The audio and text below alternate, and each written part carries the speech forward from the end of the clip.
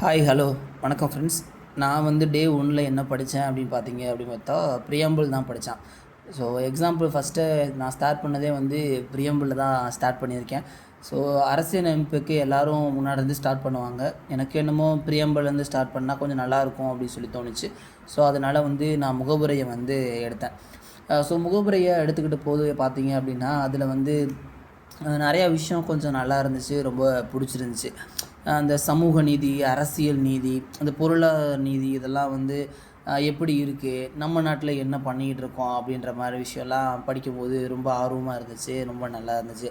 So பொருளாதார நீதி அப்படின்னு பார்த்தோம்னா நிறையா விஷயம் காமெடியாகவே இருந்துச்சு. இப்போ தமிழக அரசு என்ன சொல்லுச்சு அப்படின்னா வந்து பார்த்தீங்க அப்படின்னா யாருமே வந்து கோயிலுக்கு போகிறதுக்கு வந்து பொருளாதாரம், அதாவது பைசா வந்து ஒரு முக்கியம் இல்லை, எல்லோரும் வந்து சமந்தான் அப்படின்னு சொல்லிச்சு.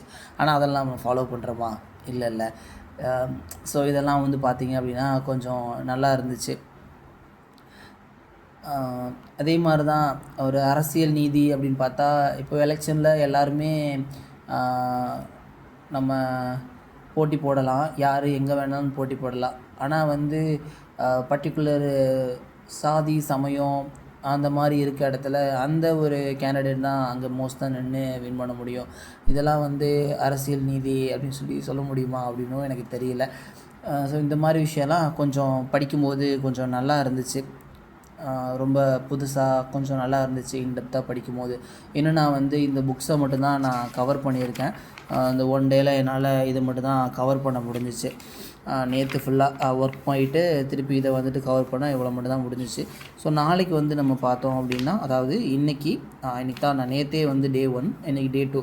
ஸோ நான் வந்து பார்த்தோம் அப்படின்னா இன்றைக்கி நம்ம என்ன பண்ண போகிறோம் அப்படின்னு பார்த்தீங்க அப்படின்னா, இது ப்ரியாம்பிளில் முகவரியில் இருக்க ஸ்கூல் புக்ஸ் ஓரியன்டாக இருக்க பாயிண்ட்ஸ்லாம் வந்து 11th 12th புக்கில் கொஞ்சம் கீ பாயிண்ட்லாம் இருக்குது.